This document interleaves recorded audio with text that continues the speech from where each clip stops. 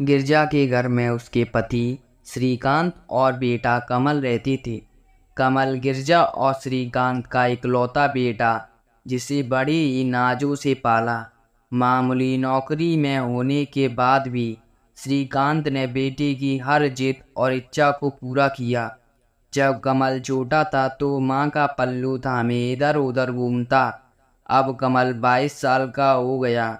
जब से कमल समझदार हुआ और अलग कमरे में सोने लगा, तब से गिरजा रात को सोने के पहले कमल के कमरे में जाती। उसे सोता हुआ देख उसके मन को एक सुकून मिलता।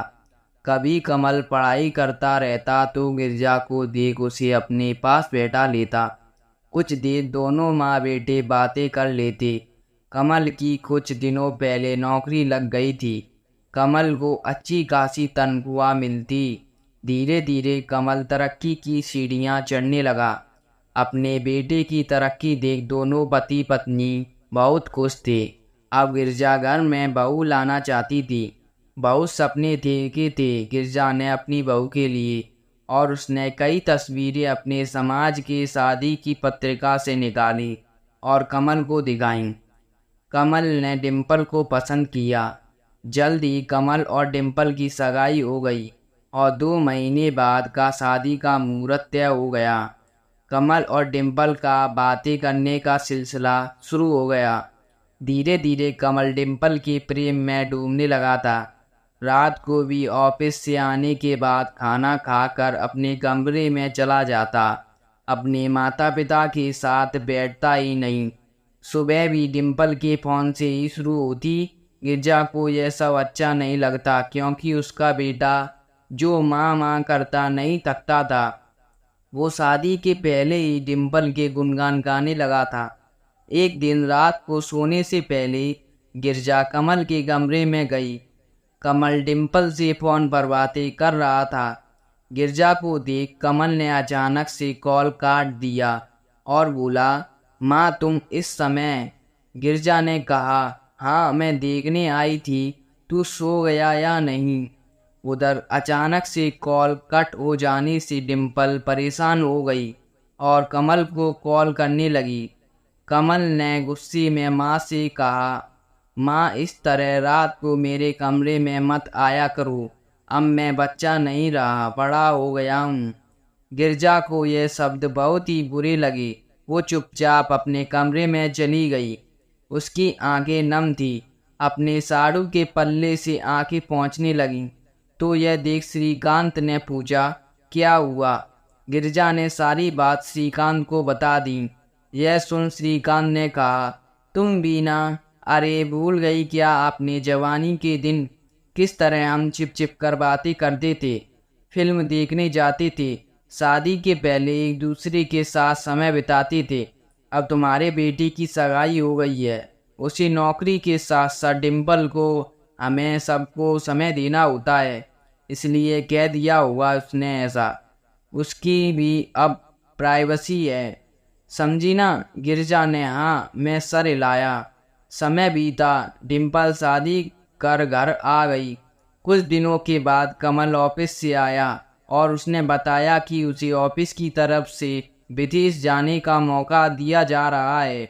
यह सुन सब बहुत खुश हुए, पर गिरजा को खुशी नहीं हुई। कमल और डिम्पल विदेश चले गए। पहले रोज डिम्पल कॉल कर लेती थी। कमल भी अपनी माँ बाबूजी से बात कर लेता, पर फिर सप्ताह में एक बार कॉल करने लगी और धीरे धीरे महीने में एक बार। यदि गिरजा कॉल करती तो कमल कह देता व्यस्त हूँ, फिर भी अपने मन को मार कर गिरजा रोज दिन में एक बार कॉल कर ही लेती थी। गिरजा उदास सी रहने लगी। जिस बेटे को प्यार से पाला पोसा, उसने उन्हें दूध में से मक्खी की जैसे निकाल फेंका। पर श्रीकांत उसे समझता था कि आजकल का जमाना है ये ऐसा, पर गिरजा श्रीकांत की बात को नज़रअंदाज कर मन ही मन दुखी रहती। कमल और डिम्पल को विदेश गए 2 साल होने आ गए थे, पर वो एक बार भी घर नहीं आए। 2 साल से घर में कोई पकवान तक ना बना। श्रीकांत कभी कहता कि खीर कचौरी पूरी बना लो, तो गिरजा चिढ़ कर कहती, यहाँ बेटा हाथ से चला गया और तुम्हें पकवान खाने की है पड़ी है। वो था तो यहाँ पर जैसा लगता था, अब तो जमीन वीरान सा हो गया है। बेचारे श्रीकांत कुछ कह नहीं पाते, बाजार से जाकर जो मन कर आता खा के आ जाते, पर पकवान के में स्वाद कहाँ जो पत्नी के हाथों में। श्रीकांत के रिलेटमेंट का दिन करीब आ गया था।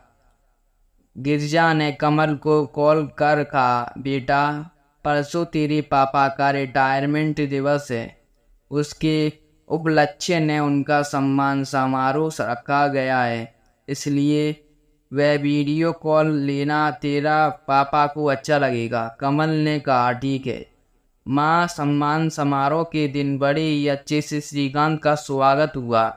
पूरे स्टाफ ने श्रीकांत की तारीफ की। गिरजा बार बार फोन देख रही थी कि कमल और डिम्पल कॉल करेंगे। सम्मान समारोह खत्म हो गया पर बेटे बहू का कॉल नहीं आया। गिरजा ने श्रीकांत से पूछा, देखो जरा आपके मोबाइल पर कमल का मिस कॉल है। श्रीकांत ने कहा, कोई मिस कॉल नहीं है, तुम झूठी उम्मीद करना छोड़ दो। देखो गिरजा, मैं तुम्हें कब से समझा रहा हूँ, तुम बेटे बहू से आस लगाए बैठी हो और अपना दिल दुखाए जा रही हो। मन ही मन दुखी होना छोड़ दोगी तो वो वहाँ तुम्हारे बारे में सोचती होंगे, नहीं ना, वो तो वहाँ खुश होंगे। तो तुम यहाँ क्यों अपना जीवन बर्बाद किए जा रही हो? बेटे बहू के चक्कर में अपनी जान सुखाए जा रही हो। अरे बहुत से लोग बे औलाद रहते हैं, तुम भी सोच ले जैसे तुम्हारी कोई औलाद ही नहीं। गिरजा ने कहा, कैसी बात कर रहे हो? औलाद कैसी भी हो, मोह खत्म नहीं हो सकता। तुम बन जाओ निर्मोही, मैं नहीं बन सकती। श्रीकांत ने कहा, तो जीती रहो घुट घुट कर। बेटे बहू के चक्कर में ऐसा ना हो अपनी पति के प्रेम को भी खो दो। गिरजा चुप रही, क्या कहे कुछ समझ नहीं आया।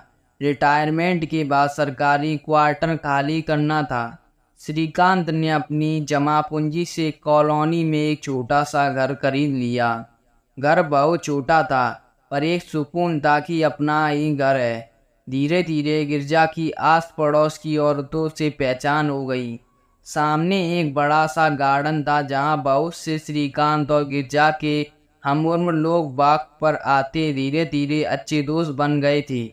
श्रीकांत की गिरजा ने भी सहेलियां बना ली। बातों बातों में उसे पता चला उसके घर की समस्या तो कुछ नहीं है, दूसरी औरतों तो और भी ज़्यादा अपने बहू बेटे से परेशान हैं। किसी को घर में मान सम्मान नहीं मिलता तो किसी को समय पर चाय खाना, किसी की बहू उससे सीधे मुंह बात नहीं करती तो किसी की बहू बेटे को माँ के खिलाफ भड़काती। बेचारी कोई दवा और इलाज को तरसती।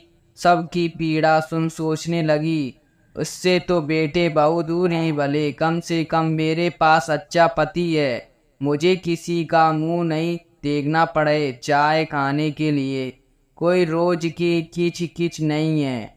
जब हाथ पांव नहीं चलेंगे तो काम वाली रख लूँगी, सुकून से जिंदगी जीऊँगी। सच कहती हैं श्रीकांत, वे वहाँ खुश हैं तो मैं क्या अपना दिल दुखाऊं, क्योंकि सोच सोच कर मन ही मन दुखी हूँ। मैं अपने घर की मालकिन हूँ, आराम से जियो पति के साथ। बहुत समय के बाद गिरजा के मन में शांति थी और चेहरे पर खुशी। घर आकर हाथ मुंह धो गिरजा रसोई में मटर की कचौरी और गाजर का हलवा बनाने लगी। रसोई से खाने की महक आई तो श्रीकांत श्रीकांत रसोई में गए। गिरजा ने श्रीकांत से कहा, आज सब आपकी मसंद का बना रहा हूँ। श्रीकांत हैरान थे पर खुश थे कि गिरजा में बदलाव आया। गिरजा की रसोई में गुनगुनाने की आवाज़ बाहर तक आ रही थी। उसके बाद गिरजा ने कमल और डिम्पल को कॉल तक नहीं किया। जब कोई इंसान किसी की कदर और फिक्र करना छोड़ देता है तब उसे उसकी अहमियत पता चलती है। 1 महीने बाद कमल ने कॉल किया। गिरजा ने फ़ोन उठाया। कमल ने पूछा, और मम्मी कैसी हो? आपने तो कॉल ही करना बंद कर दिया। गिरजा ने कहा, हाँ बेटा, आजकल हम बहुत व्यस्त रहती हैं। कमल ने पूछा, कहाँ व्यस्त रहती हो? गिरजा ने कहा, जब अपने पराये हो जाए तो परायों को अपना बनाना पड़ता है। कमल, अच्छा, फ़ोन रखती हूँ, मैं से डूबे आई हूँ। फ़ोन रख गिरजा मन ही मन मुस्कुराई। उसने कमल से झूठ कहा था। फिर गिरजा ने 1 सप्ताह तक कोई कॉल नहीं किया।